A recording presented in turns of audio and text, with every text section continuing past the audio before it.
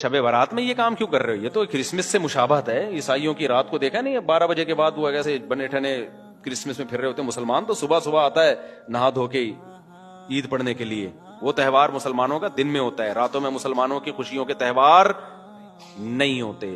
تو پھر جس طرح نبی نے جو عمل کیا اس طرح کیا جائے گا نا. نبی صلی اللہ علیہ وسلم اکیلے گئے تھے، اندھیرے میں گئے تھے، آپ جتھوں کی شکل میں پتیاں لگا کے جاتے ہو وہاں پہ، تو یہ تو سنت تھوڑی ہے.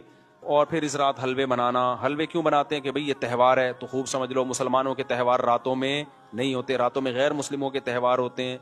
تو اگر کوئی عبادت کرنا چاہے تو امید ہے اللہ کی رحمت سے اس کو اس رات ثواب دوسری راتوں سے زیادہ ملے گا. شب برات کے بارے میں چند چیزیں مشہور ہیں. نمبر 1، شب برات کو فیصلے ہوتے ہیں تقدیر کے، تو قرآن میں صاف طور پر ہے کہ یہ لیلۃ القدر میں ہوتے ہیں. قرآن کے خلاف جو روایات ہیں وہ اتنی مضبوط نہیں ہیں، قرآن کے نے واضح کر دیا ہے، تو وہ لیلۃ القدر میں ہوتے ہیں. دوسری بات شب برات کے بارے میں کہ اس میں قرآن نازل ہوا تھا، تو وہ بھی قرآن کیا کہہ رہا ہے؟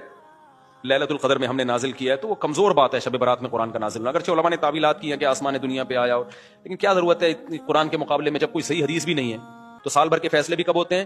شب برات میں نہیں ہوتے، بلکہ رمضان کے آخری عشرے میں ہوتے ہیں.